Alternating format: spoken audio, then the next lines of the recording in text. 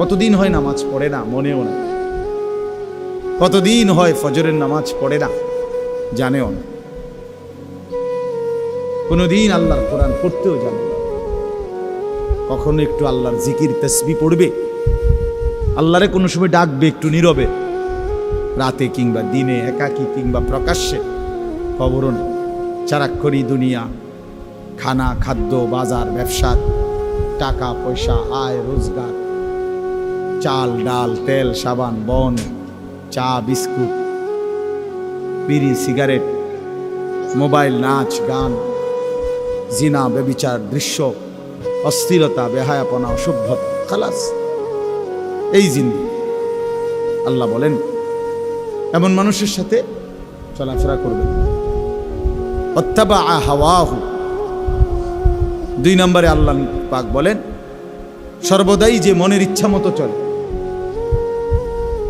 তার মনে যা চায় তাই বলে, তাই করে, এই মানুষ ফালতু মানুষ, আপনি তার সাথে চলবেন। চুলেগুলো এমন কেন, আমার মন চাইছে। জামা এমন কেন, আমার মন চাইছে। তুমি ঘুরতেছো কেন এখানে, আমার মন চাইছে। নামাজ পড়ো না কেন, অমন চাইছে। ঘুমাচ্ছ কেন এখন, এখন তো ঘুমের টাইম না, সকাল 9টা বাজে, আমার মন চাইছে। রাত 2টা বাজে গেছে, ঘুমাচ্ছ না কেন, আমার মন চাইছে, ঘুমাবো না। আপনার মানে জিন্দেগির কোনো কি নাই, নিয়ম কানুন নাই। মনে যা চায়, জন্তু জানোয়ারের মতো, কুকুর বিড়ালের মতো, হাইওয়ানের মতো তাই। আল্লাহ তাআলা বলেন বন্ধু এমন ফালতু মানুষের সাথে চলাফেরা করবে। 3 নম্বর, ওয়াকানা আমরুহু ফুরুতা, প্রত্যেক কাজে যে সীমা লঙ্ঘন করে, আল্লাহর হুকুমের উপরে সীমা লঙ্ঘন করে। আল্লাহর হুকুম তো পালন করেই না, তো দুপুরি বাড়াবাড়ি করে, সীমা লঙ্ঘন করে। মিথ্যা বলে তো এটার উপরে কোনো আফসোসও নেই, অন্যায় করে তো এটার উপরে কোনো অনুশোচনাও নেই, কোনো বিব্রতও না। হারাম খাচ্ছে, সুদ খাচ্ছে, বেপর্দা, বেহায়া, কিন্তু এতে কোনো আফসোস নেই। অহংকারী, সীমালঙ্ঘন।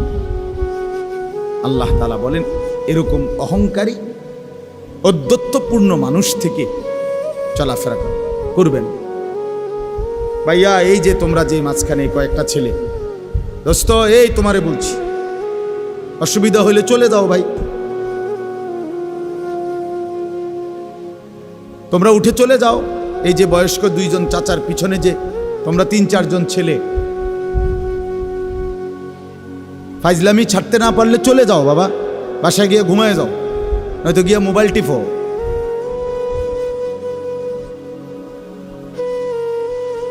ফালতু মানুষ আমার পছন্দ না। কোনো গাফেল লোককে বলে কোনো লাভ, একজনকে বললে ভালো।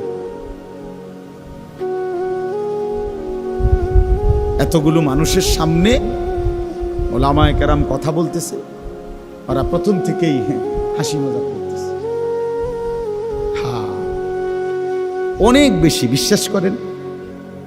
একজন মানুষও যদি বোঝেন, মানে আমরা আমাদের সন্তানদের কাছে, বর্তমান আমাদের কিশোর তরুণ নওজোয়ানদের কাছে রীতিমতো আমরা হেরে গেছি। মা বাবা, আত্মীয় স্বজন, কারো কোনো নিয়ন্ত্রণ। সে কাউরে তোয়াক্কা করে, তার আল্লাহ আছে সে জানেও না, তার রসুল আছে সে জানেও না, তার কোরআন আছে সে জানেও না, তার ইসলাম ধর্ম আছে সে জানেও না, তার বাবা মার ইজ্জত আছে সেটা জানেও না, তার বংশের মর্যাদা আছে সেটা জানেও না। কিচ্ছুর সাথে কোনো যোগাযোগ। চুল, চেহারা, লেবাস, জামা, কথাবার্তা, স্টাইল, সারাদিনের হাঁটা চলা, সব কিছুই বেঈমানের মতো, কাফের মতো। কোনো না কোনো মুশরিক, কোনো না কোনো নাস্তিক, কোনো না কোনো বেঈমানকে অনুসরণ।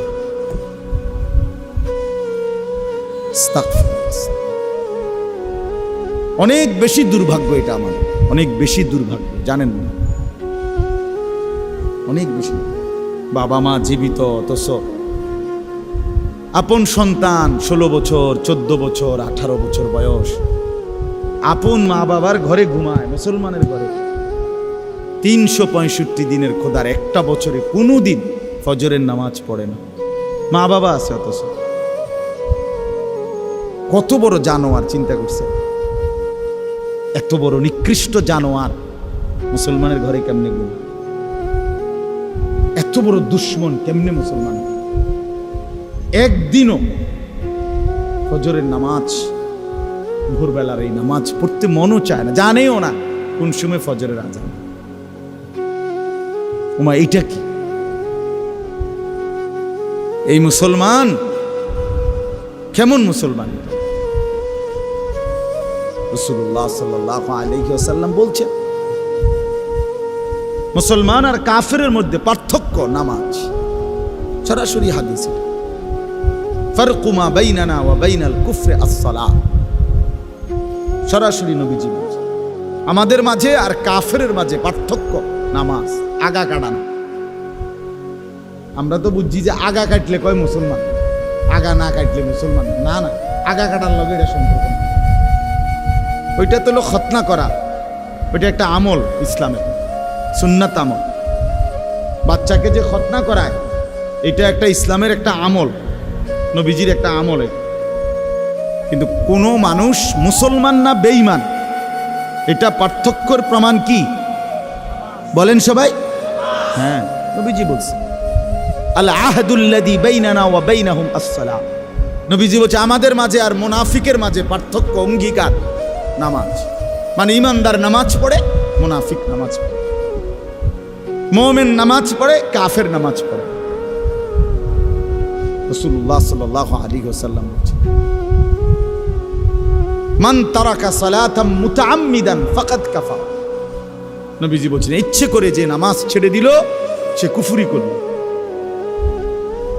কুফরি করল, নাফরমানি করলো, বেঈমানি করলো। সে কি কি সাংঘাতিক কথা, চিন্তা করুন। এত বড় কথা শোনার পরে যদি কলজা না কাঁপে, তার কারণ হইল, আসল কথা হইল, তার ইমানের কোনো কদর, ইসলামের কোনো কদর তার কাছে নাই। সে যে মুসলমান, এই পরিচয়ের কারণে সে আরো লজ্জিত। অনেক মানুষের চেহারা সুরত দেখলে বোঝা যায় উনি আসলে মুসলিম পরিচয়ের কারণে শর্মায়। হ্যাঁ হ্যাঁ, লজ্জিত উনি, মানে মূলত কইতারেন আর কি মুখে, ভিতরে ভিতরে উনি চেহারা, চুল, দাড়িবিহীন চেহারা, হ্যাঁ, লেবাসে, পোশাকে, চলাফেরায়, উপার্জনে, সর্বকিছুতে আল্লাহ এবং রাসূলের নাফরমানি করে শুধু মুখে সাহস করতে পারতেছে নারী, কিন্তু দিলের মধ্যে এটাই বোঝায় যে আসলে ইসলাম আমার মোটেই পছন্দ, মোটেই পছন্দ। কিন্তু দিলের মধ্যে আমি আর আপনি না বুঝলাম না, কিন্তু দিলের মধ্যে কার কি আল্লাহ তো জানে। আল্লাহ বুঝে কি না বলেন? ইয়াউমা তুবলাস সারাইর, কোরআনুল কারীমের মধ্যে আছে, আল্লাহ তাআলা বলেন, বান্দা, হাসরের ময়দানে আমি তোমার অন্তরের ভিতরের বিষয়গুলো খুলে দেব। ফালা ইয়ালামু ইদা বুসিরা মা ফিল কুবুর ওয়া হুসিলা মা ফিস সুদূর। আল্লাহ বলেন, কবর থেকে হাসরের ময়দানে যখন উঠানো হবে, আমি রব্বুল আলামিন তোমার অন্তরের ভিতরের কথাগুলো প্রকাশ করে দেব। দিলের মধ্যে কি ছিল, বাহ্যিক গুলো তো বলবোই, দিলের গুলোও বলবো। ওয়া শাহিদা আলাইহিম সাবউহুম ওয়া আবসারুহুম ওয়া জুলুদুহুম বিমা কানু ইয়ামালুন। আল্লাহ বলেন, নাফরমান, তোমার কান, তোমার চোখ, তোমার সারা দেহের অঙ্গর চামড়া সবটা আমি আল্লাহর কাছে তোমার জিন্দিগির ব্যাপারে সাক্ষী দেবে। পুরা দেহ, পুরা দেহ, হাত, পাও, চোখ, নাক, কান, জবান, জিহ্বা, সব কিছু সাক্ষী পেশ করবে। এই জন্য বাপ, ছেলেরা, বাস্তবতাই এটা যে আমি সবসময় বলি, আত্ম উপলব্ধি বড় সম্পদ। আমি যদি এতটুকু না বুঝলাম আসলে আমি কে, আমি কোত্থেকে আসলাম, আমার কি, আমারে কে পাঠাইলেন, আমারে কি করতে বললেন, আমি করতেছি কি, এত্তুর দেমাগ, এত্তুর আকল যদি কারো মাথায় না ধরে, এ মানুষ কিভাবে? মুসলমান তো দূরে থাক, আর এতে মানুষ হয় কেমন? যার এতটুকু কমন সেন্স নাই, এতটুকু আকল দিমাগ নাই, বলো ভাই, তোমরা যারা এইখানে বসা অনেক ছেলে, তোমরা চেহারা দেখলে বুঝাই যায় এক ওয়াক্ত নামাজ পড়ো না। আমার নাহলে আমি দাঁড় করাই দেব, বেনামাজির দাঁড় করাই যাবে। বেনামাজি তো অসভ্য, আর অসভ্যরে চিনা যায়। বেনামাজি তো নির্লজ্জ, বেহায়া। বেনামাজি তো জন্তু জানোয়ার, ওরে চিনা যায় তো। ওর চেহারার মধ্যে কোনো রসকস থাকে না, দয়া মায়া থাকে না, সৌন্দর্য থাকে না, ভদ্রতা থাকে না, মানবতা থাকে না, ইনসানিয়ত থাকে না, মনুষ্যত্ব থাকে না। আল্লাহ তাআলা সমস্ত গুণ, উত্তম আখলাক, জীবনের সকল সৌন্দর্য বেনামাজি থেকে ছিনায় নেয়। আর বান্দা যখন নামাজ পড়ে, খোদার কসম আল্লাহ কোরআনে বলছে, বান্দা পুরা নামাজে আমি আল্লাহ সরাসরি তোমার দিকে তাকায়। আল্লাযী ইয়ারাকা হিনা তাকুম ওয়া তাকাল্লুবাকা ফিস সাজিদিন। রব্বুল আলামিন বলেন, বন্ধু আপনি যখন নামাজে দাঁড়ান, আমি আল্লাহ সরাসরি আপনাকে দেখি। ওয়া তাকাল্লুবাকা ফিস সাজিদিন, আপনি যখন আমার বান্দাদের সাথে রুকু দেন, সেজদা দেন, আমি আল্লাহ তখনও আপনাকে সচক্ষে দেখি, পুরা দেখতে থাকি। আল্লাহর রহমের নজর পড়তে থাকে তার উপরে। এই জন্য বাপ আমার, এ কেমন জিন্দিগি? আমার কথা হলো, এতর বিবেক তো থাকবে, এতটুকু আকল যদি কাজ না করে, আমি কেন আসলাম, কোত্থেকে আসলাম, কে পাঠাইলো আমারে, কেন পাঠাইলো? এক ওয়াক্ত নামাজ পড়তে মন চায় না, এটা কি ধরনের মুসলমান ভাই? একটাবারও কি তোমরা ভাবো না? ছেলেরা বলো ভাই, কোনোদিন যে ফজরের নামাজ পড়ো না, তোমার কি কোনোদিন মনে পড়ে না যে তুমি কিসের মুসলমান? তোমারে কি লেগে মুসলমান বলতো? কেন, মানে কোন যুক্তিতে বলতো? 30 বছর ধরে যে সুদ খায়, এই হারাম করে কি লেগে মুসলমান কইতো? কথা বলেন না কেন? হ্যাঁ, 30 বছর ধরে যে মহিলা বেপর্দা, এই অসভ্য বেপর্দা নারীকে কেন মুসলমান বলতো? কি লেগা, মানে কি কারণ? মুসলমান ঠেকা পড়িয়া গেছে না? মুসলমান ঘাটতি পড়িয়া গেছে। প্রতিনিয়ত আল্লাহকে যে বৃদ্ধাঙ্গুলি দেখায়, প্রতিনিয়ত রাসূলুল্লাহ সাল্লাল্লাহু আলাইহি সাল্লামের সুন্নাতকে, দ্বীনকে যে বৃদ্ধাঙ্গুলি দেখায়, তারে কেন বলবে মুসলমান? বলেন, আপনার বিবেক দিয়া ভাবেন। শক্ত বললাম আর কি, কথাটা শক্তই বলে ফেলছি, ইনসাফের সাথে জবাব দেন, নয়তো দাঁড়াইয়া জবাব দেন, জবাব দেন।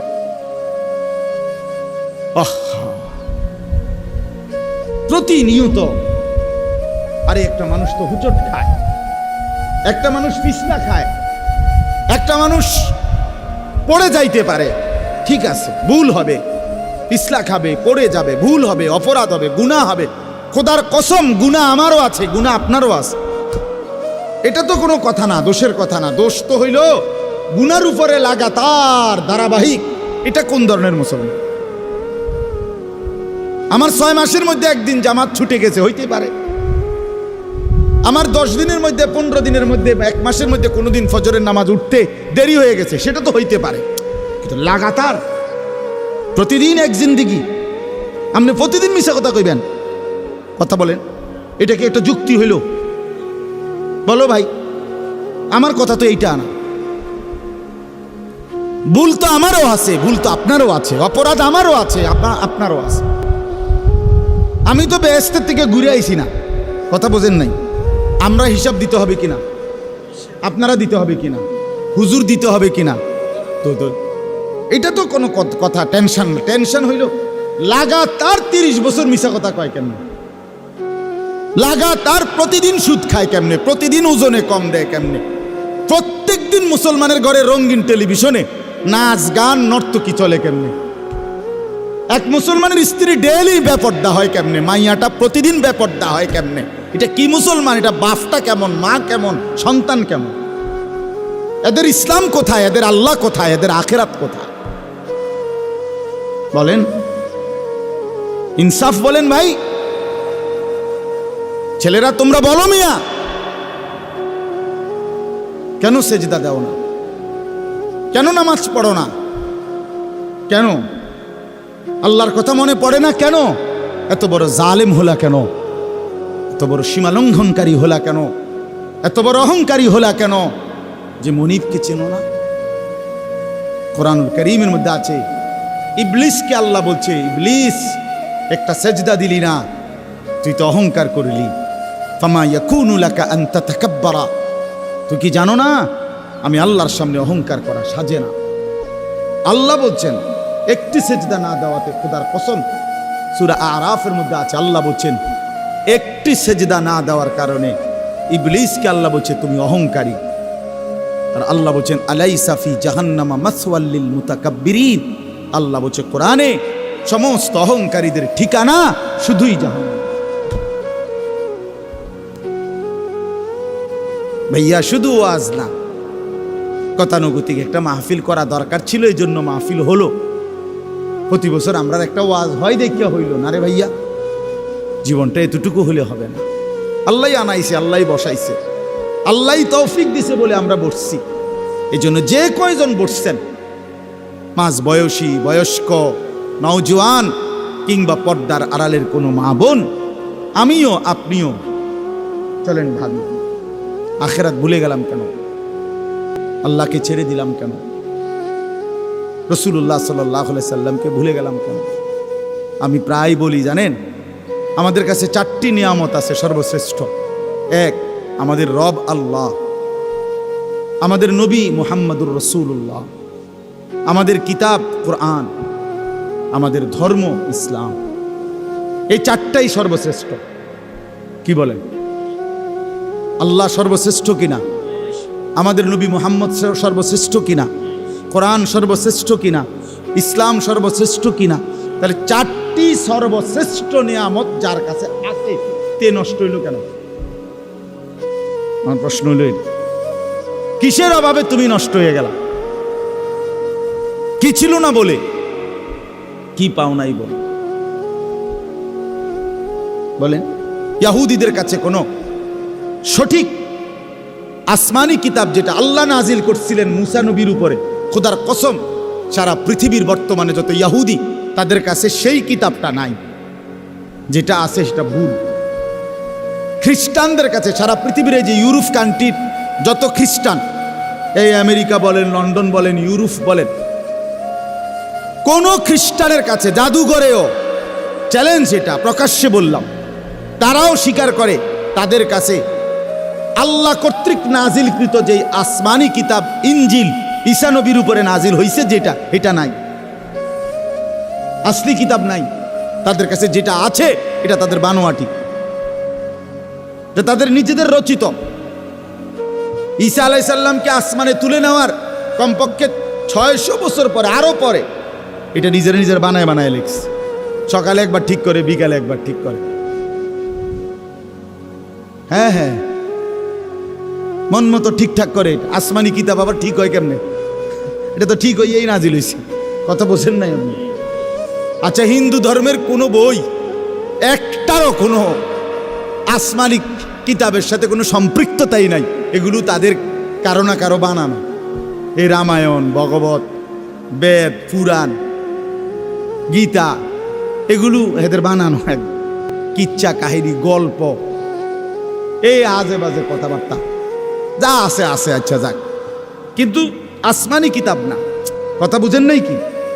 তাইলে কারো কাছে, শুধুমাত্র খোদার কসম মুসলমান ব্যতীত গোটা পৃথিবীর কারো কাছে আল্লাহ তাআলার পক্ষ থেকে নাজিলকৃত কিতাব নাই। শুধু আছে আমাদের কাছে একমাত্র।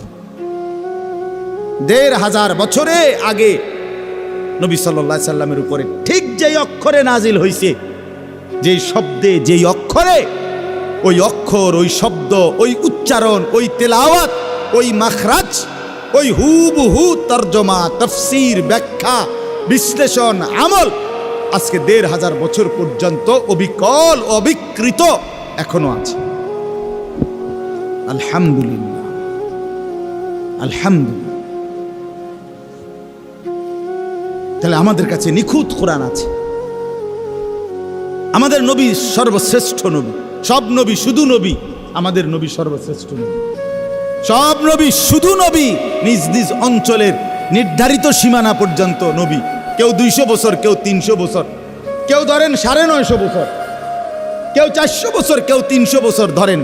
যেই নবী যেদিন হায়াত পাইছে অদ্দিনের নবী। আমাদের নবী সাল্লাল্লাহু আলাইহি ওয়াসাল্লাম ইসরাফিলের ফু দেওয়া পর্যন্ত, কিয়ামত পর্যন্ত তিনিই শুধু নবী। তিনি খাতামুন নবিয়্যিন, তিনি আখিরি নবী, তিনি আখিরি নবী। তাহলে তিনি সর্বশ্রেষ্ঠ নবী, তিনি সর্বশেষ নবী, তিনি পূর্ণাঙ্গ নবী। আমার ভাই, আমার বন্ধু, 1450 বছরের ভিতরে এই পর্যন্ত আমাদের নবীকে নিয়ে, নবীর জীবন নিয়া, নবীর প্রতি ঘন্টা মিনিট সেকেন্ড নিয়া আপনজন দুশ্মন বন্ধু শত্রু পক্ষের বিপক্ষের সবাই পরীক্ষা নিরীক্ষা করছে, গবেষণা করছে, পর্যালোচনা করছে নবীজির জীবন নিয়া। বন্ধুদের কাছেও তিনি শ্রেষ্ঠ, দুশ্মনের কাছেও তিনি শ্রেষ্ঠ। রাসূলুল্লাহ সাল্লাল্লাহু আলাইহি সাল্লামের সাজ গোছ, চলা ফেরা, উঠা বসা, চাল চলন, কথাবার্তা, লেনদেন, আয় রোজগার, ঘর সংসার, রাষ্ট্র, দেশ, জাতি, রাজনীতি, রাষ্ট্র পরিচালনা, সকল বিষয়ে সমস্ত ইমানদারদের কাছেও তিনি সর্বশ্রেষ্ঠ, সমস্ত বেঈমানদের কাছেও তিনি শ্রেষ্ঠ। কারো গবেষণায় এই পর্যন্ত পৃথিবীতে আল্লাহ রাসূল সাল্লাল্লাহু আলাইহি সাল্লামের চাইতে শ্রেষ্ঠ কোনো মানুষ কারো গবেষণায় প্রমাণিত হয় নাই, তিনি শ্রেষ্ঠ। তাহলে কোরআন সর্বশ্রেষ্ঠ, রাসূল সর্বশ্রেষ্ঠ, ইসলাম ধর্ম পূর্ণাঙ্গ সর্বশ্রেষ্ঠ, আল্লাহ সর্বশ্রেষ্ঠ। এর পরেও এই 4টি নিয়ামত তোমারে দেওয়ার পরে তুমি হারায় গেলা কেন? তুমি নষ্ট হয়ে গেলা কেন? বরবাদ হয়ে গেলে কেন? আল্লাহ আমাদেরকে বুঝ দান করেন। আমার ভাই, আমি দেরি করতে চাচ্ছি না। এই রাত গভীরে এতটুকু বললাম ইনসাফের সাথে। ভাই, একজন হলে আমরা বুঝি সব সময়, আমি সব সময় বলি একসাথে সবাই বদলায় না, হবে না। আমি একদিনে সবাই বদলায় না, আমরা এটা এই নিয়তে বলিও না। আমরা জানি আমাদের শুধুই বলা জিম্মাদারি, পরিবর্তন কে হবে সেটা আল্লাহরই ফয়সালা। হেদায়েত আল্লাহই দেন, শুধু আল্লাহই দেন। চূড়ান্ত ফয়সালা কার হাতে? আল্লাহর হাতে, আল্লাহর হাতে। দুনিয়ার বিষয় ও আখিরাতের বিষয়। এই জন্য আমি অনুরোধ করলাম আর কি, আমরা যে কয়জন বসছি, বয়স্ক হোক আর মাঝ বয়সী হোক আর নওজোয়ান হোক, আমাদের ভাবা উচিত আমরা কেন আল্লাহকে ছেড়ে দিলাম। একটা যুক্তি তো দাঁড় করানো উচিত যে আমি এই যুক্তিতে আল্লাহকে ছেড়ে দিছি। কেন নামাজ ছেড়ে দিলাম ভাইয়া? একটা যুক্তি দাঁড় করান যে আমি এই যুক্তিতে নামাজ ছেড়ে দিছি। হালাল উপার্জন কেন ছেড়ে দিলেন? যে আমি চাইছি হুজুর 10 বছর হালাল কামাই করে চাইছি, আমার সংসার চলে না। একটা যুক্তি দাঁড় করান। 10 বছর আমি সত্য বলে চাইছি, আমার জিন্দিগি চলে না মিছা কথা ছাড়া। কই এমন কারো হয়েছে কি? তো বলে কেন ছেড়ে দিলাম আল্লাহকে? কেন ছেড়ে দিলাম রাসূলুল্লাহ সাল্লাল্লাহু আলাইহি সাল্লামকে? কেন কোরআনকে ছেড়ে দিলাম? কেন ইসলামকে ছেড়ে দিলাম? এ আল্লাহ তাআলা এবার শুনেন, আল্লাহ তাআলা জবাব দিচ্ছেন। কেন আখিরাত মনে পড়ল না? কেন আল্লাহকে মনে পড়ে না? কেন রাসূলকে মনে পড়ে না? কেন ইসলামকে পছন্দ হয় না? কেন কোরআনের হুকুমকে ভাল লাগে না? সব কিছুর কারণ আল্লাহ বলেন কাল্লা বাল তুহিব্বুনাল আজিলা। কারণ হলো আর কিছুই নয় বান্দা, শুধুই কেবল কারণ একটাই, তোমরা এই দুনিয়াটাকেই ভালোবেসে ফেলছো। তুমি বলছো, তোমার কলজার মধ্যে এটা বসায় লাইছো যে লাভ লোকসান, আয় ব্যয়, পাওয়া না পাওয়া, চাওয়া পাওয়া, আশা আকাঙ্ক্ষা, স্বপ্ন সাধনা, জীবনের সমস্ত প্ল্যান প্রোগ্রাম পরিকল্পনা শুধুই দুনিয়া। কাল্লা বাল তুহিব্বুনাল আজিলা। আল্লাহ বলেন শুধু কেবল তোমরা দুনিয়াকেই ভালোবেসেছ। এর কারণ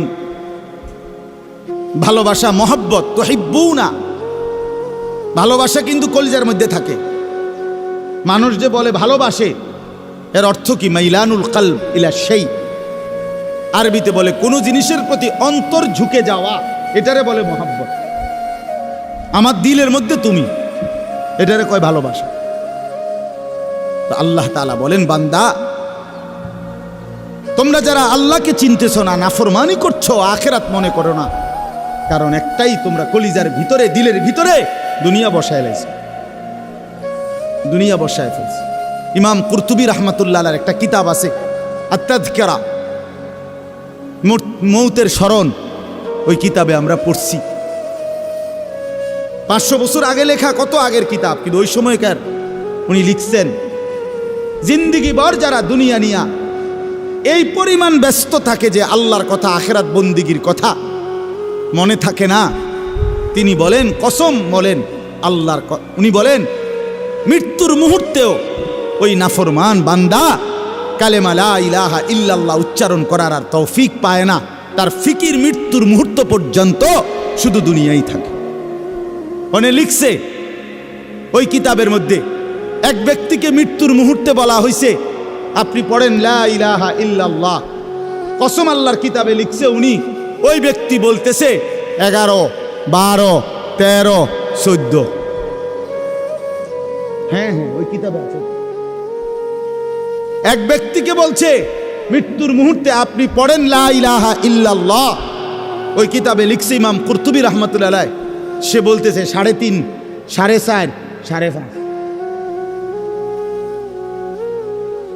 আল্লামা তাকি উসমানী দামাত বারাকাতুহুম, সারা পৃথিবী বিখ্যাত আলেম বর্তমান পৃথিবীতে, ওনার বয়ানের মধ্যে আমরা পড়ছি, উনি বলছেন এক দুনিয়াদার সারাদিন দুনিয়া দুনিয়া দুনিয়া দুনিয়া সারাদিন দুনিয়ার কামাই করে, এই ব্যক্তিকে কেউ জিজ্ঞেস করছে পরকালে মৃত্যুর পরে জান্নাতে যাইবেন না জাহান্নামে যাইবেন, কি ভাবছেন?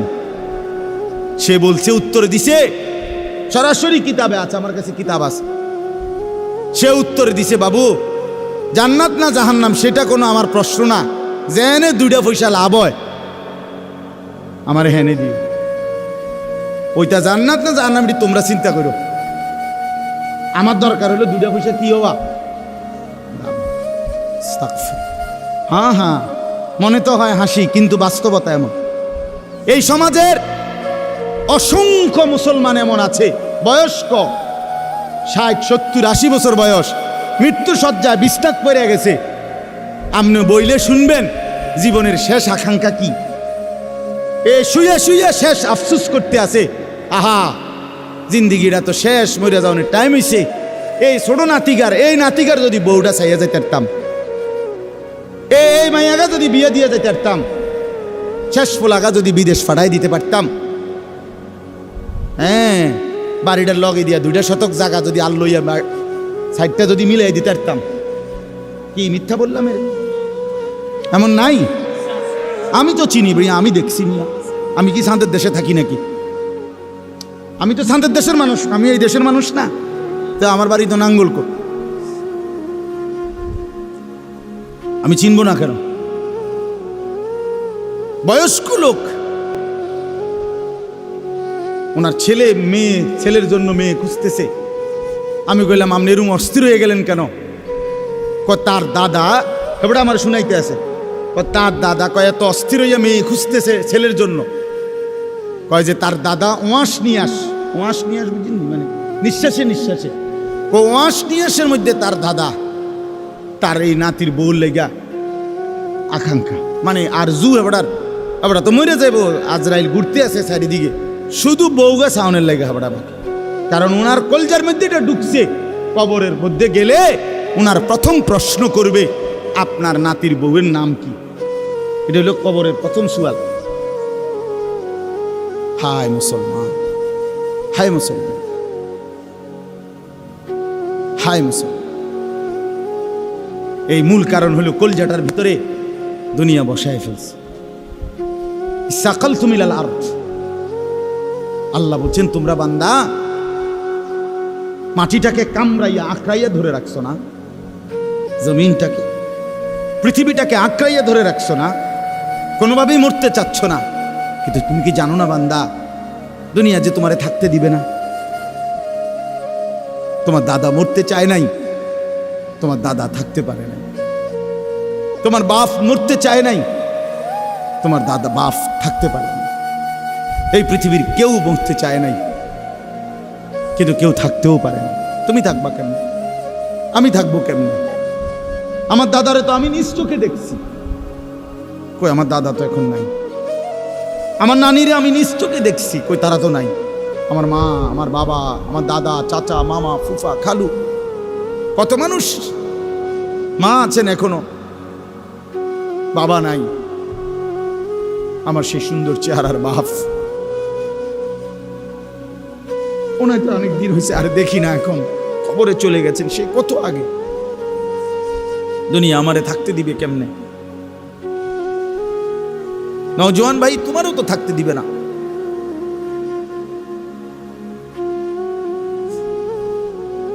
অতএব মেহেরবানি করে আমরা সবাই ভাবতে শিখি।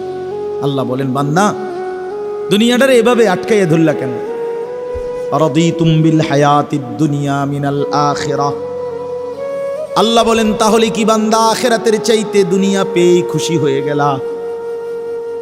ফামা মাতাউল হায়াতিদ দুনিয়া ফিল আখিরাতি ইল্লা কলিল।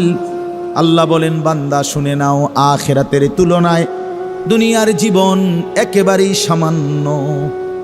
এদিকে 60 বছর, ওইদিকে কিয়ামতে হাসরের ময়দানের একদিন 50,000 বছর। এদিকে মাত্র 60 বছর, তাও সবার জন্য না। সবার জন্য 60 বছর। 60 বছরের আগে কেউ মরে না, হ্যাঁ?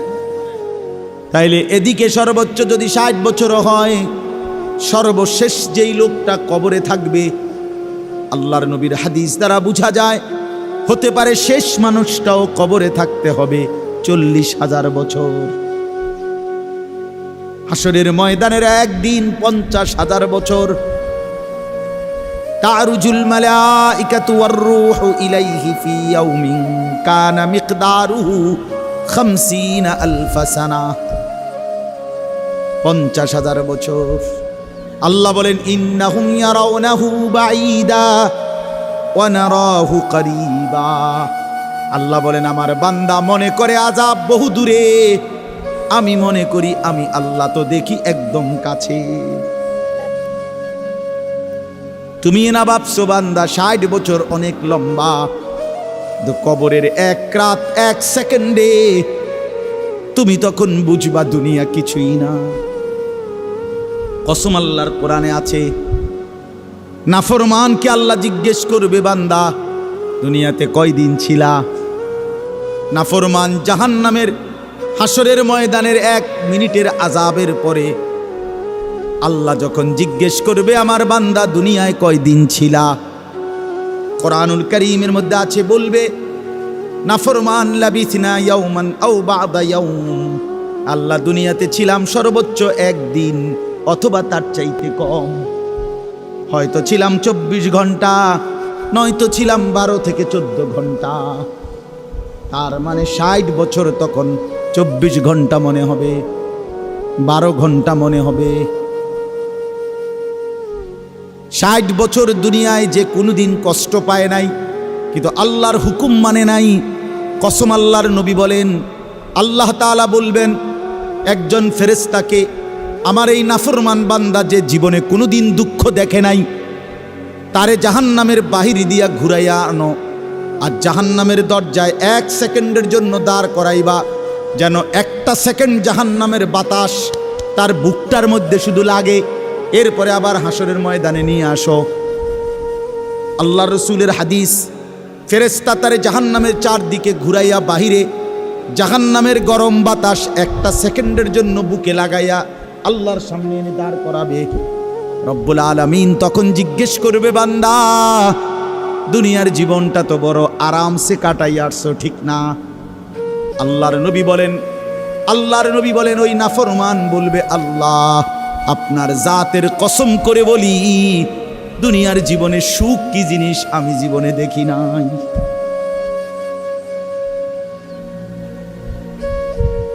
মিয়া সাহেব, আমরা বেকুব না। তুমি মানুষের বেডি চাইয়া শেষ করে লইতেছো জিন্দিগি। আর আমরা বেউকুফ দেখে চাই না। হ্যাঁ, তুমি কি মনে করছো? তুমি ভাত খাইয়া বড় হইলে, আমি চিড়ে খাইয়া বড় হয়েছি। হ্যাঁ, তুমি কি তা ভাবছ? চালা, আমরা বেউকুফ, বেউকুফ। হ্যাঁ, আমরা পড়ালেখা করি নাই, আমরা বুঝি না। অনেক ছেলে পেলে আছে মনে করে যে খুব চালা, খুব চালা, বাবা চুল ফিরায় একটু পর পর ব্যারামের কারণে। যত লোক ছেলে পেলে দেখবেন চুল পিছনে দিয়ে প্রতিবন্ধী। হ্যাঁ, একেবারে কোনো সন্দেহ না, যে কোনো ভালো ডাক্তার দেখাইলে বলবে তুমি প্রতিবন্ধী। কেন বলে, কেন প্রতিবন্ধী?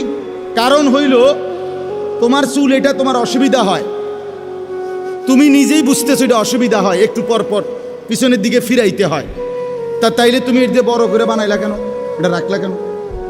আর যদি বলে আমার অসুবিধা হয় না, তো এটা পিছনের দিকে ফিরাও কেন? অসুবিধা হইলে বড় রাখলা কেন?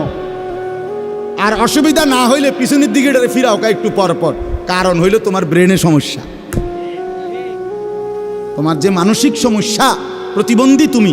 এই কারণে তোমারে শয়তানে তোমারে এমন এক ফালতু কাম লাগাইয়া দিছে, তুমি বুঝলাও না। হায়, এত সুন্দর যৌবন, এত সুন্দর শরীর, অথচ তোমারে লাগাই দিছে মোবাইলে, নারীতে, আর এই অশ্লীলতার বেহায়াপনা, আর এই টুঁটো আড্ডাগিরিতে।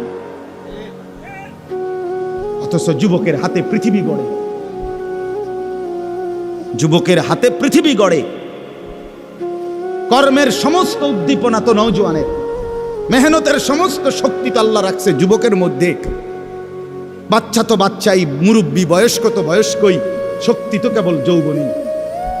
কোরআন শরীফে আছে আল্লাহ পাক শিশুকালকে বলছে দুর্বল, বৃদ্ধকালকেও আল্লাহ বলছে দুর্বল, শুধু যৌবন কালকে আল্লাহ বলছে কুওয়াতান, কুওয়াত, শক্তি, শক্তি। তো কিছু করলে তো যৌবনই করবে। এজন্য চলেন ফিকির করি, ভাবতে শিখি। কেন আল্লাহকে ছেড়ে দেব? কেন আখিরাত ভুলে যাব আমরা? আমার ভাই, আপনারাই বলেন, এই অল্প কয়েকজন মানুষ আমরাই ভাবি কেন কেন ভাইয়া নামাজ ছেড়ে দেব, কেন আখিরাত ছেড়ে দেব? আল্লাহ বলেন, কাল্লা বাল তুহিব্বুনাল আজিলা। আমার বান্দার কোনো কারণ নাই, তোমরা দুনিয়াটাকেই ভালোবেসে ফেলছো। ওয়া তাদারুনাল আখিরা, আর আখিরাতকে ছেড়ে দিয়েছো। আখিরাতকে ছেড়ে দিও। আখিরাতকে যে ভুলে যায়, আল্লাহর সামনে দাঁড়ানোকে যে ভুলে যায়, বিশ্বাস করেন তার জীবনে আর কোনো নিয়ন্ত্রণ থাকে না। যে একবার এটা কলজার মধ্যে থেকে সরায় ফেলে, আর হুজুরের কথা রাখবে না, প্রত্যেক কথায় হুজুরের টাইনে আনিস না বেড়া, সব কিছুতে হুজুরের। হ্যাঁ, কোরআন কিতাব লইয়া বাড়াবাড়ি করো। হ্যাঁ বেটা, রাখো। এই যে একটা মানসিকতা, বাজারে ইসলামরে আইনো না, ব্যবসাতে ইসলাম আইনো না, রাজনীতিতে ইসলাম ধরো না, হ্যাঁ, রাষ্ট্র পরিচালনার ক্ষেত্রে ইসলাম আইনো না। এই জায়গায় জায়গায় এরকম ক্রস দিতে দিতে, বাদ দিতে দিতে উনি মনে করছে বুদ্ধিমান, উনি মনে করছেন চালাক। একটা পর্যায়ে আইসা আল্লাহ তাআলা বলেন, ওয়া তাদারুনাল আখিরা, মূলত আখিরাতকে ছেড়ে দিছ আর দুনিয়াটাকেই মহব্বত করে নিছ। তো মনে রাখো, তুমি মানো কিংবা না মানো, স্বীকার করো বা না করো, আল্লাহ তাআলা বলছেন, মরতে চাও বা না চাও, তুমি আখিরাত বুঝো বা না বুঝো, তোমারে কিন্তু হাসরের ময়দানে যাইতেই হবে। কথা বলেন না কেন? মরতে হবে, কথা বলেন না, যাইতে হবে শেষ পর্যন্ত। কোনো সন্দেহ, কোনো সন্দেহ। রাষ্ট্রের অনেক আইন কানুন জানি না বলে আমি, তাই বলে আইন বাদ হয়ে যায় না। এটা আমার দোষ, আমি জানলাম না। কথা বোঝেন নাই আমার? যেন আমরার গাড়ি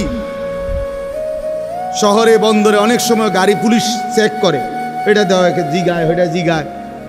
তো এখন যদি বলে যে আপনার এটা নাই, আপনি এটার ফাইন দিতে হবে, জরিমানা।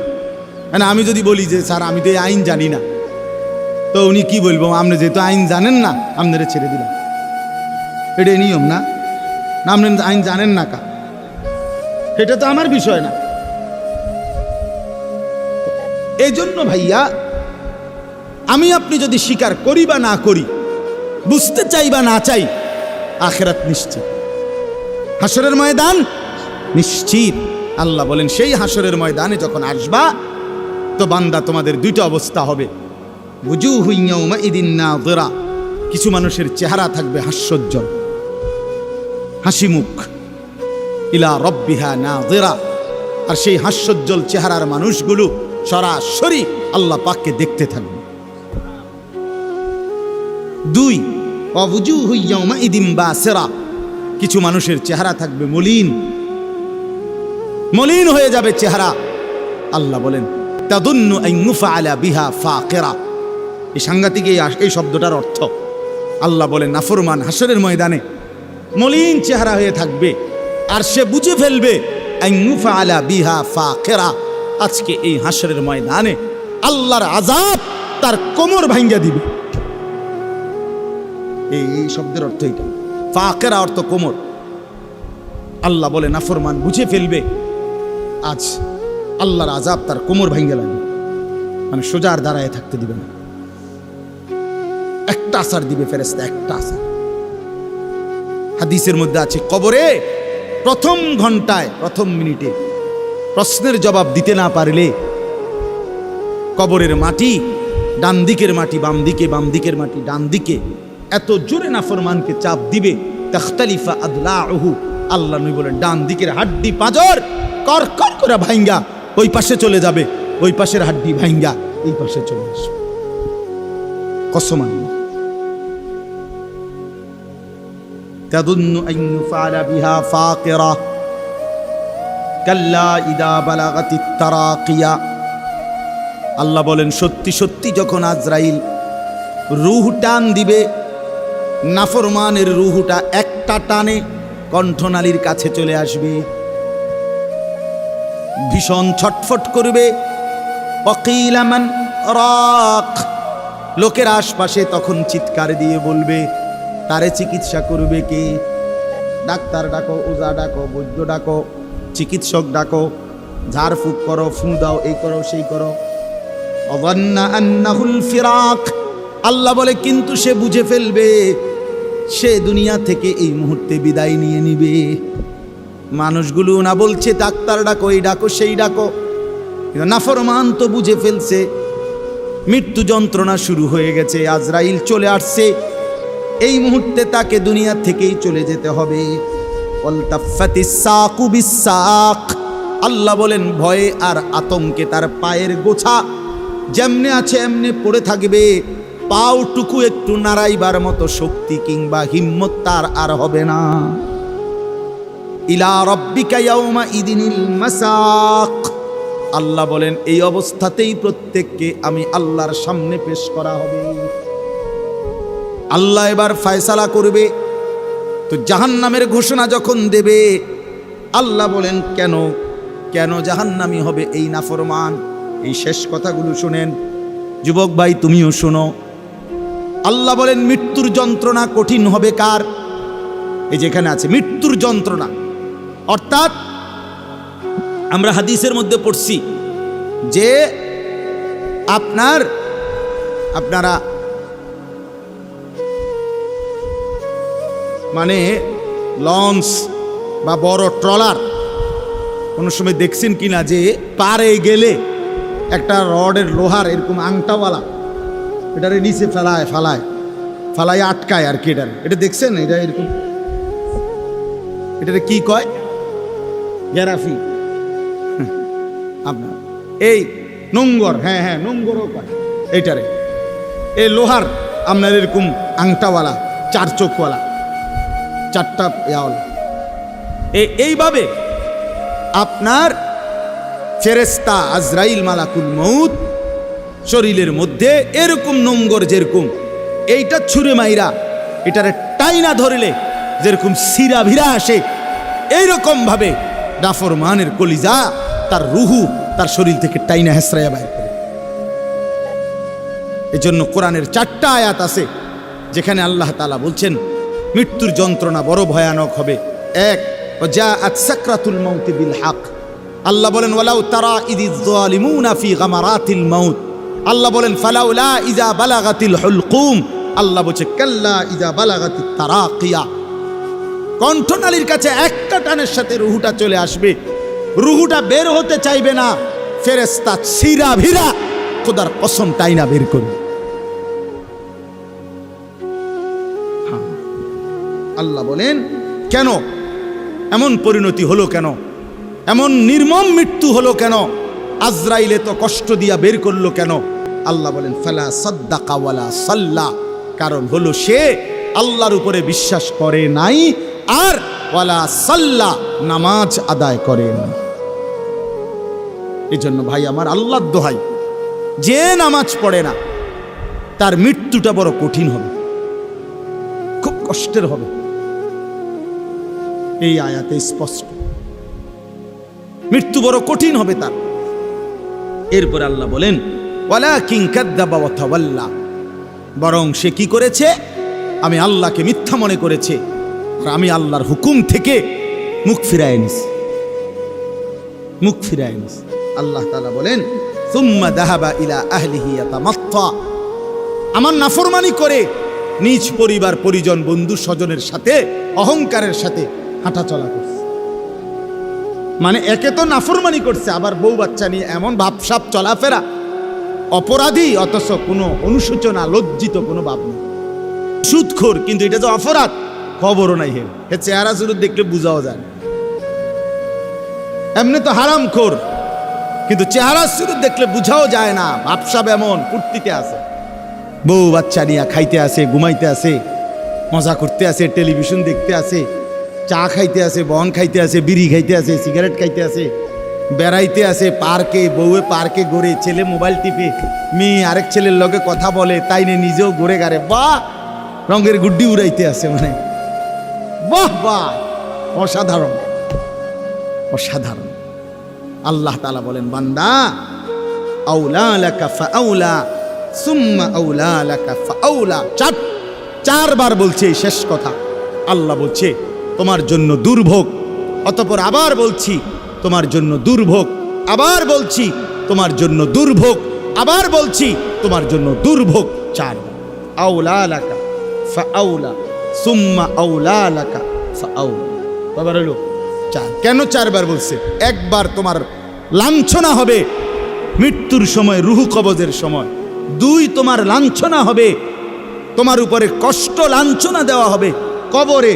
তিন, হাসরের মাঠে। চার, জাহান্নাম। তুমি চার জায়গাতেই কষ্ট পাইবা বান্দা। আয়াহসাবুল ইনসানু আন ইউতরাকা সুদান, আল্লাহ তাআলা বলছেন বান্দা মানুষ তুমি কি এই ভেবেছ আমি তোমাকে এমনি এমনি বানাইছি না? তোমার দুগা ভাত খাওয়াই দেখা, এই দুনিয়া একটু চলতে ফিরতে দিছি দেখা তুমি মনে করছো আমি তোমাকে এমনি এমনি বানাইছি? কোনো উদ্দেশ্য নাই, কোনো টার্গেট নাই। এই জন্য ভাই শেষ কথা আমার, এতগুলো আয়াতের তরজমা বলে এই কথাই বুঝাইতে চাই, আমরা যেন আখিরাত না ভুলি। আল্লাহকে ভুলে গেলে আর জীবনের কিছুই থাকে না। রাসূলকে ছেড়ে দিলে মুমিনের আর কোনো মূল্যই থাকে না। ইসলামকে বাদ দিলে মুসলমানের আর কিছুই থাকে না। কোরআনকে না চিনলে ইমানদারের আর থাকে না। এই জন্য চলেন, এই অল্প কয়েকজন মানুষ কষ্ট করছেন, বৃষ্টির ভিতরেও কষ্ট করে আপনারা বসছেন কাদার মধ্যে। আল্লাহ তাআলা আপনাদের এই বসার মধ্যে বরকত দান করেন। যুবক ভাই, তোমাদের কাছে আমার অনুরোধ ভাই, স্বাভাবিক চুল রাখো ভাইয়া। এই জঙ্গলি চুল, এই সেলুন কাটিং চুল, এবং এই যে সামনে ডানে পিছনে বামে এই চুলগুলো যাদের বড় বিভিন্ন মডেলের সেলুন কাটিং, এই বিভিন্ন ডিজাইন, কসম আল্লাহর ভাইয়া এগুলা মুসলমানের চুল না। তুমি খবর নিও, এগুলা সরাসরি কাফেরের চুল, বেঈমানের চুল, মুরতাদের চুল, সরাসরি কাফেরের চুল। মুসলমান এত ফালতু হয় না, মুসলমানের যুব সমাজ এত বাজে হয় না। দয়া করে সবাই নামাজ পড়ার চেষ্টা করি। আল্লাহ তাআলা আমাদেরকে তৌফিক দান করে। একটা মাদ্রাসা, আমার শায়েখ সবসময় বলে, আল্লামা মুফতি মুশতাকুর নবী সাহেব, মাদ্রাসা তিন জিনিস চায়: মুসলমানের দোয়া, মুসলমানের সন্তান, মুসলমানের সম্পদ, মাল দৌলত, দান সাদাকা। এই জন্য আমারও অনুরোধ রইল, মাদ্রাসার জন্য দোয়া করবেন, মাদ্রাসায় আপনাদের সন্তানদেরকে পড়তে দিবেন, এবং মাদ্রাসায় নিয়মিত দান সাদাকা করবেন। আলহামদুলিল্লাহ, আল্লাহ তাআলা কবুল করে নেন। আপনাদের সকলের আন্তরিকতায় আল্লাহ তাআলা এই মাদ্রাসাটিকে বরকত দান করেন। ছেলেরা, যুবকরা সবাই আজকের থেকেই নামাজ শুরু করেন। নামাজ পড়লে চেহারা সুন্দর হবে, আখলাক সুন্দর হবে, চলাফেরা সুন্দর হবে। পকেটে কয়টা একটু টয়লেট পেপার রাখলে, পেশাব পায়খানার পরে টয়লেট পেপার ব্যবহার করলে, পানি ব্যবহার করলে শরীর পবিত্র থাকবে। আর পবিত্র শরীরে নামাজের কথা ফেরেশতা মনে করাই দিবে। আমাদের অনেক ছেলে পেলে বলে, মূল একটা বড় বিষয়, কেন নামাজ পড়ে না? শরীর না থাকবে। হ্যাঁ, কাপড় ভালো না, প্যান্ট ভালো না, প্যান্ট ভালো। 18 বছরের দামরা মুত্তা ফানি লয় না, দামরা এটা। হ্যাঁ হ্যাঁ, এত বড় দামরা পেশাব করে পানি নেয় না, খারাইয়া মুত্তা হাইটাই করে। এর চাইতে নিকৃষ্ট রুচির, এত নিম্ন রুচির মানুষ হয়, এত একেবারে নিচু মানুষের কারণে। মেয়ে 6 মাসের বাচ্চাও তো মেয়ে পেশাব করে দিলে চিৎকার শুরু করে, কান্দে। দেখবেন না বাচ্চা কান্দে না? কান্দে কেন? তার মারে ডাকে, হাফ প্যান্ট দে, বদলাও, হাফ প্যান্ট বদলাও, বুঝতে লাইছি কি? ঠিক এত বছর এত বড় বেড়া, কি বেড়া এগুলো পেশাব করে, আবার এই পেশাবের ফোঁটা এগুলা প্যান্টে। যেই কোনো পুরুষ পেশাব করিলে কিছুক্ষণ ঢিলা, টয়লেট পেপার ব্যবহার না করলে, একটু সময় অপেক্ষা না করিলে পেশাবের ফোঁটা পড়বেই। এটা তার সৃষ্টিগত, এটা অসুখ, রোগ না। তো এরপরে তো চেইন টান দিল যে বাকি ফোঁটাগুলো তো প্যান্টে পড়বে। এবারে যদি 10 বার পেশাব করে, 5 বার পেশাব করে, প্রত্যেকবারে যদি 5-6 ফোঁটা করে প্যান্টে জমা হয়, তো আজকের সারাদিনে জমা খরচ কত হইল? কি অসাধারণ, কি অসাধারণ দুর্গন্ধ নিয়া অপদার্থ ঘুমায়। হ্যাঁ, ছি ছি ছি ছি ছি, এটা মুত্তা ফানিলই তো জানে না। হে কয়, হে ভদ্র। আল্লাহ আমাদেরকে বিবেক দান করেন, আল্লাহ আমাদেরকে দিন দান করেন। আমাদের মা বোন যারা আছেন, পর্দাপুশিদার মধ্যে রাখেন। যে নারীর পর্দা নাই সে কোনো নারী না, তার মধ্যে নারীত্বই নেই। রাসূলুল্লাহ সাল্লাল্লাহু আলাইহি সাল্লাম বলছেন, নারী মানেই আওরাত, আওরাত আল মারআতু আওরাতুন। নারী মানেই যে পর্দায় থাকে, আড়ালে থাকে, গোপন থাকে, লুকিয়ে থাকে। অতএব আল্লাহ তাআলা যেন আমাদের মা বোনদেরকেও পর্দানশীল হিসাবে কবুল করে নেন। আলহামদুলিল্লাহি রাব্বিল আলামিন। আল্লাহুম্মা আনতাস সালাম ওয়া মিনকাস সালাম, তাবারাকতা ইয়া যাল জালালি ওয়াল ইকরাম, ইয়া আরহামার রাহিমিন, ইয়া আরহামার রাহিমিন, ইয়া আরহামার রাহিমিন। রব্বানা যালামনা আনফুসানা ওয়া ইল্লাম তাগফির লানা ওয়া তারহামনা লানাকুনান্না মিনাল খাসিরিন। রব্বানা আতিনা ফিদ দুনিয়া হাসানা ওয়া ফিল আখিরাতি হাসানা ওয়া কিনা আযাবান নার। রব্বিরহামহুমা কামা রব্বায়ানি সগীরা। রব্বানা হাব লানা মিন আজওয়াজিনা ওয়া যুররিয়াতিনা কুররাতা আ'য়ুন ওয়াজআলনা লিল মুত্তাকিনা ইমামা। মাওলায়ে করিম, আপনি মাফ করে দেন। রব্বে করিম, আপনি মাফ করে দেন। বেশুমার গুনাহ মাফ করে দেন। আগামী জিন্দেগি সুন্দর করে দেন। ঈমান আমলের দৌলত দান করেন। ইজ্জত আফিয়ত দান করেন। তাকওয়া তহারত দান করেন। গুনাহমুক্ত জীবন গড়বার তৌফিক দান করেন। আল্লাহ আপনার বন্দিগির মহব্বত দান করেন। আখিরাতের ফিকির দান করেন। দুনিয়ার ভালোবাসা কমায়া দেন, আখিরাতের ভালোবাসা বাড়িয়ে দেন। আল্লাহ সেজদাওয়ালা কপাল বানিয়ে দেন, কাঁদনেওয়ালা চোখ বানিয়ে দেন, জিকিরওয়ালা জবান বানিয়ে দেন, মোহব্বতওয়ালা দিল বানিয়ে দেন, সুন্নতওয়ালা বন্দিগিওয়ালা জিন্দিগি বানিয়ে দেন। আল্লাহ যুবক ছেলেগুলোকে নামাজি বানিয়ে দেন, চরিত্রবান বানিয়ে দেন। মাওলায়ে করিম, এদের চুল সুন্দর করে দেন, এদের শরীর পবিত্র করে দেন, এদের আখলাক পবিত্র করে দেন, এদের কলিজা ইমানের ভালোবাসা দেন, নামাজের মহব্বত দান করেন। আমার বয়স্ক বাবা চাচাদেরকে আরও বেশি নেক আমলের তৌফিক দান করেন। আল্লাহ মা বোনদেরকে পর্দা পুশিদা দান করেন। মাদ্রাসাখানা কবুল করে নেন। আল্লাহ এই মাদ্রাসাখানা কবুল করে নেন। প্রথম দিন থেকে পর্যন্ত জায়গা দিয়ে, জমি দিয়ে, টাকা দিয়ে, পয়সা দিয়ে, বুদ্ধি দিয়ে, পরামর্শ দিয়ে যারা যখন যত খেদমত করেছে মাওলা, আপনি সকলকে উত্তম বিনিময় দান করেন। যারা কবরে চলে গেছে মাফ করে দেন, কিয়ামত পর্যন্ত কবরের আযাব মাফ করে দেন। যারা জীবিত আছে তাদেরকেও মাফ করে দেন। আল্লাহ মাদ্রাসার সাথে মহল্লাবাসীকে জুড়ে থাকবার তৌফিক দান করেন। মহল্লাবাসীর দিলে মাদ্রাসার প্রতি ভালোবাসা দান করেন।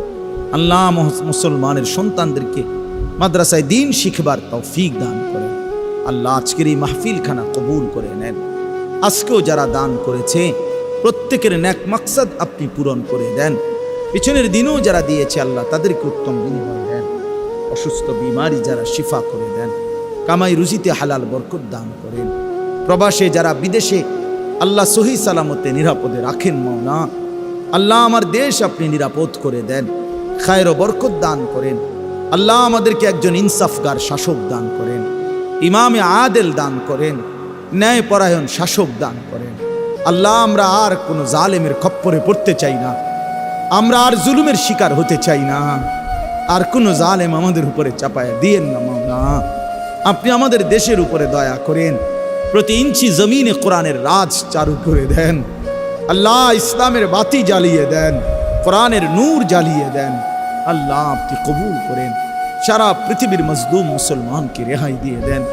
গাজা, ফিলিস্তিন, লেবাননের মুসলমানকে আল্লাহ আপনি বাঁচান মাওলা, বাঁচান মাওলা। মুসলমানের এলাকাকে এলাকা মাওলা মাটির সাথে মিশায় দিচ্ছে। আয় মাওলা আপনি দেখছেন, মাওলা আপনি দেখছেন, আপনার সাহায্য আসবেই মাওলা, আমরা বিশ্বাস করি মাওলা। মোমেন জিতবেই মাওলা, বেঈমান হারবেই মাওলা। ইসরায়েলের ইহুদি বেঈমানদেরকে ধ্বংস করে দেন। ইসরায়েলের এই প্রধানমন্ত্রী নেতানিয়াহুকে আল্লাহ ধ্বংস করে দেন। এই জালেম ফেরাউনের চাইতে বড় গাদ্দার মাওলা, এই জালেম নমরুদের চাইতে বড় গাদ্দার মাওলা। এই জালেম মানুষের, মুসলমানের রক্তে জমিন ভাসায় ফেলছে মাওলা। ওর হাত থেকে মুসলমানদেরকে বাঁচান মাওলা। আল্লাহ আমাদের প্রত্যেকের উপরে রহম করে, দয়া করে। আল্লাহ আজকের এই মাহফিল খানার সমস্ত আয়োজনে আপনি বরকত দান করেন। আল্লাহ দুইজন সন্তান অসুস্থ আছে, আল্লাহ আপনি শিফায়ে কামিলা আজেলা দান করেন। যতজন যতভাবে দোয়া চেয়েছে প্রত্যেকের নেক মাকসাদ আপনি পূরণ করে দেন। রব্বির হামহুমা কামা রব্বায়ানি সগীরা। সুবহান রাব্বিকা রব্বিল ইজ্জাতি আম্মা ইয়াসিফুন ওয়া সালামুন আলাল মুরসালিন আলহামদুলিল্লাহি রাব্বিল আলামিন।